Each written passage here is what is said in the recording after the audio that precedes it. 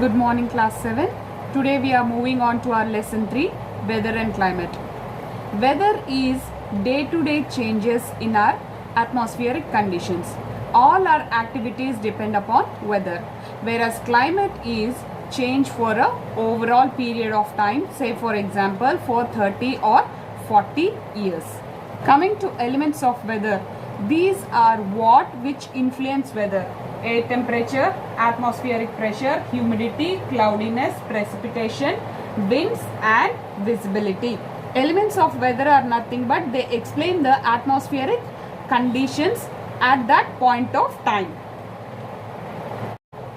Now we first move on to our first element of weather, air temperature.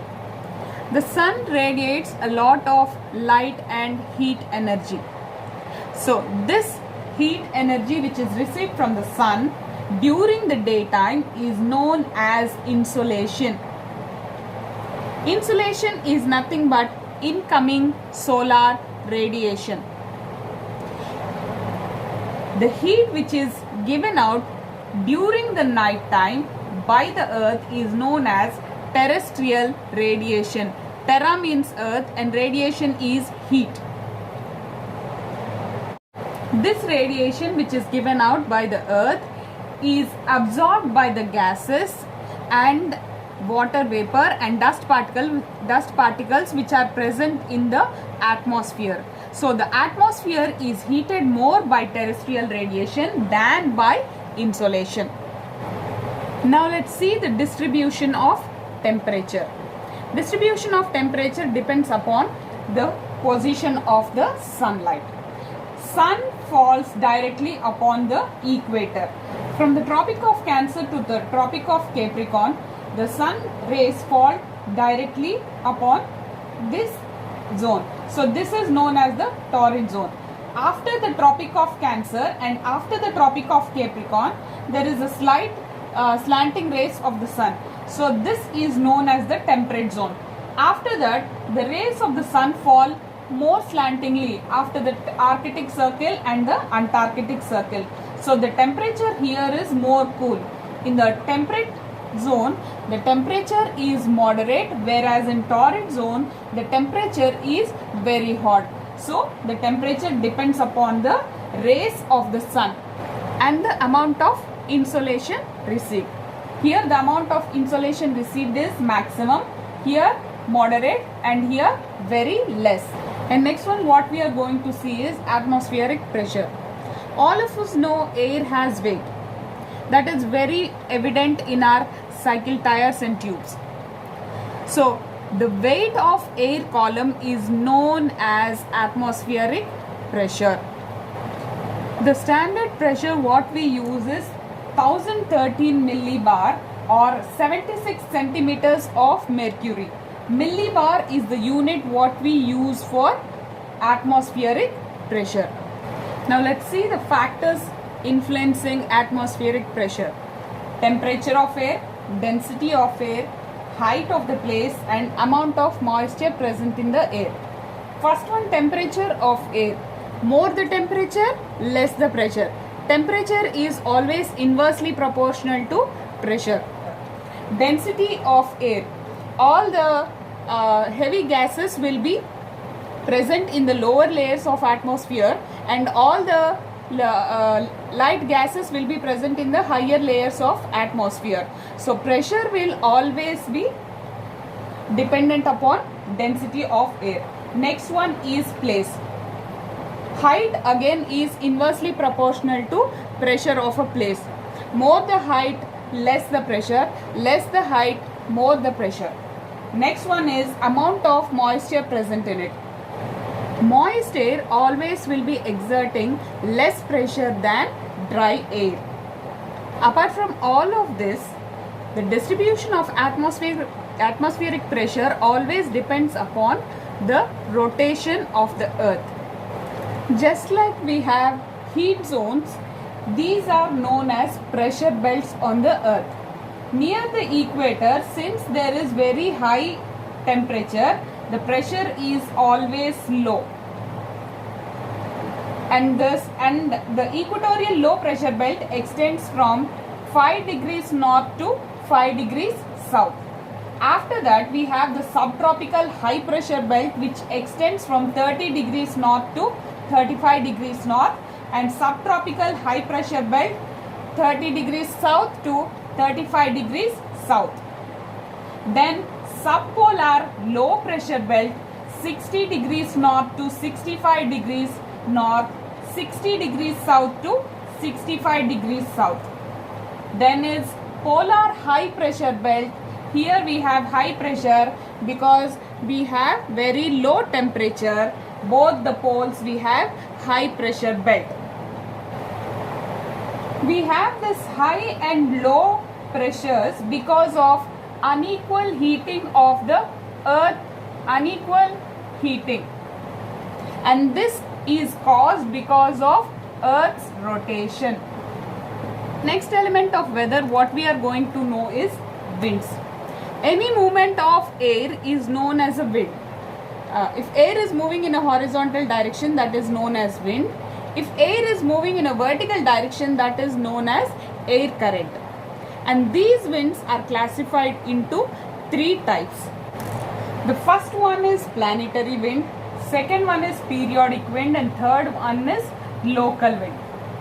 Planetary winds, also known as prevailing winds, blow throughout the year, and origination of planetary winds is due to high pressure or low pressure on the earth's surface. Trade winds, westerlies, polar winds are the 3 main types of planetary winds.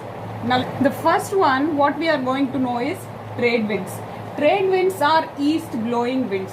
So whether in northern hemisphere or southern hemisphere, they blow only to the eastern side. So in northern hemisphere, they blow to northeast to southwest. In southern hemisphere, they blow in southeast to northwest. So in the northern hemisphere or southern hemisphere, they blow from the subtropical high pressure to the equatorial low pressure region. You can see the direction. Here you can see the direction chart. And next, coming to westerlies, these winds blow in the west direction.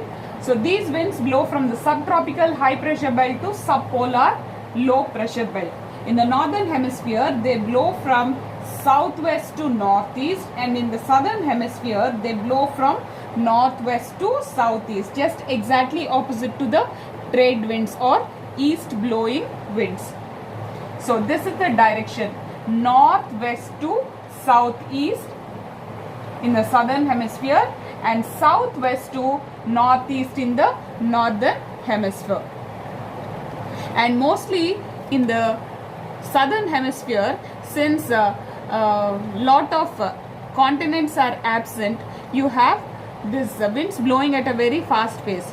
So in the 40-degree latitudes, 40s are roaring 40s, 50-degree latitudes they are known as furious 50s, and 60-degree latitudes they are known as screeching 60s. The polar winds, also like the trade winds, they blow from northeast to southwest, and in the southern hemisphere they blow from southeast to northwest. The direction is subpolar low pressure belt to polar high pressure belt in the northern hemisphere and in the southern hemisphere. In the northern hemisphere, they are known as polar easterlies, and in the southern northeast polar easterlies, and in the southern hemisphere they are known as southeast polar easterlies.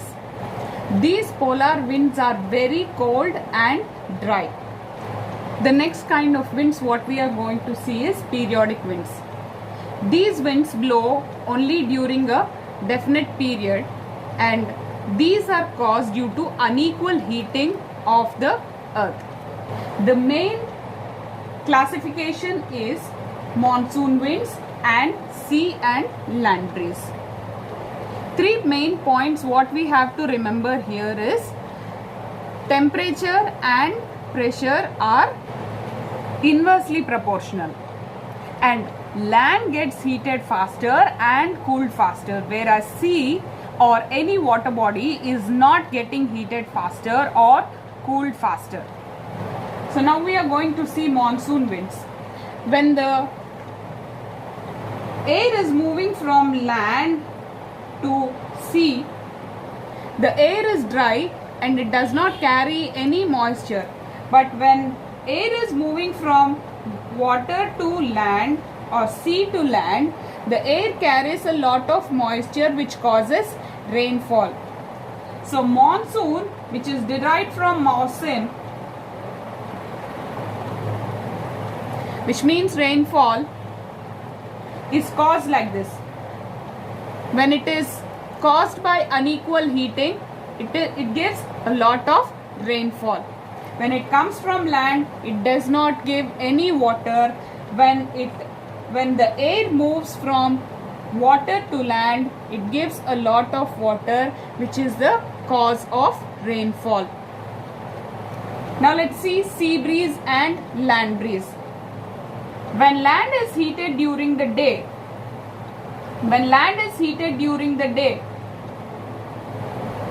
all the air is evaporated into the space, and the air from the adjoining sea comes and occupies the land. So this cool air which comes from the sea is known as sea breeze. Whereas during the night time, the land gets cooled faster and sea water still stays warm. So the cool air from the land moves towards the sea. So this is known as land breeze. This is a periodic wind which changes the direction according to the unequal heating. And last one, what we are going to see is local winds. These local winds blow for a very short period of time, and they blow only for a very small area. So now let's see some local winds. Loo blows in India and it's a very hot dusty wind. Harmattan blows in Africa. This also is a hot wind, and this also is useful to give relief from the hot heat of the tropics. Next one is Fohane, blows in UK. Chinook blows in the USA. Mistral and Bora, these two are cold winds, whereas Fohane, Chinook, these two are warm winds. And the next element what we are going to see is humidity. So humidity is the amount of water vapor which is present in air.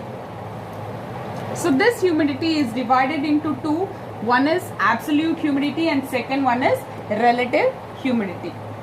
Absolute humidity is nothing but the actual amount of water vapor which is present in the air, and this is expressed as gram per centimeter cube. But relative humidity, it is the ratio of amount of moisture which is present in the air right now to amount of moisture the place can hold. For example, a child is getting 80 marks in maths out of 100 marks which he can get. The total percentage is 80 by 100, that is 80%. Actually he can get till 100, but he got now 80. So amount of moisture which is present is only 80, but it can hold up to 100 units. So that is the ratio of moisture which is present to the moisture it can hold. It can hold up to 100 units, whereas now it is holding only 80 units of water. And moreover, relative humidity also tells about the amount of precipitation. And next element of weather what we are going to see is condensation. When moist air rises upwards, it changes, the water vapor changes to water. So this is known as condensation.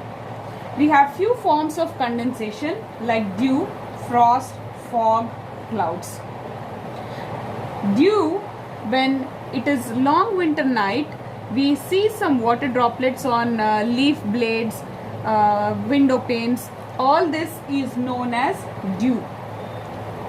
Frost is nothing but when it is foggy during the winter nights, that is known as frost. Fog also happens during winter times only, but clouds, we see it every day. Now let's see what are clouds. Clouds are nothing but when water vapor condenses along with dust particles and smoke particles, it forms a cloud. So there are different types of clouds: cirrus clouds, stratus clouds and cumulus clouds. Cirrus clouds are found in high altitudes. Stratus clouds are exactly opposite to cirrus clouds, found in low altitudes, and cumulus clouds also found in low altitudes. And cirrus clouds, they have a hair-like appearance and they indicate very dry weather. Cirrus clouds, they have tiny ice particles in them because they are found in higher altitudes. Stratus clouds, they have uniform layers. Generally what we see every day, that is stratus clouds, and normally they indicate rain, and generally they are accompanied by thunder and lightning. When more moisture is there in the cloud, it indicates a thunder and lightning. Then low in cumulus clouds, it is found in low altitudes, and these clouds have flag blazes. Normally it is indicated by fair weather. Sometimes these cumulus clouds, they turn into rain bearing clouds. Now let's see the next element of weather, that is precipitation. Now here in the water cycle, if you see, first is evaporation, next is formation of cloud, that is condensation near the troposphere. Next, that condensed water droplets come down again to earth as rain or any other form as precipitation. Now let's see what are the forms of precipitation. The most common form of precipitation is rainfall, and three most commonest forms are orographic rainfall, convectional rainfall and cyclonic or frontal rainfall. So here in orographic rainfall, this is caused by mountains. So moist air ascends the mountains. When the cloud happens to fill with moist air, it is so heavy that it cannot cross the mountain. So what happens? One side of the mountain, it will leave off all the rainfall. So here one side of the rainfall will be fully with water, and other side, the cloud, when it becomes dry, it becomes light and it moves to the other side. The other side, it will have very less rainfall. So the dry air, it descends to the other side. The side which will be having more rainfall is known as windward side. The side which is having very less rainfall is known as leeward side or rain shadow area. Convectional rainfall is nothing but, very simply what we can say is, the water cycle. When the warm air is heated, it reaches the upper layers of the atmosphere, that is the troposphere, and here the clouds are formed. The water vapor is condensed and the clouds are formed. After clouds are formed, the third step is, these clouds are condensed and again it is coming down in the form of precipitation. When there is more moisture, we have seen that there will be thunder and lightning. So this kind of rainfall we see normally in the equatorial region, because in the equatorial region the rate of evaporation is very high. So rate of condensation and the rate of precipitation also will be very high in these regions. So convectional rainfall is high in equatorial regions. And the last one what we are going to see is cyclonic rainfall. This develops because of difference in pressures, either low pressure inside, high pressure outside, or high pressure inside, low pressure outside. So high pressure inside, low pressure outside is generally found in the tropical regions, and low pressure outside, high pressure inside is found in the temperate regions.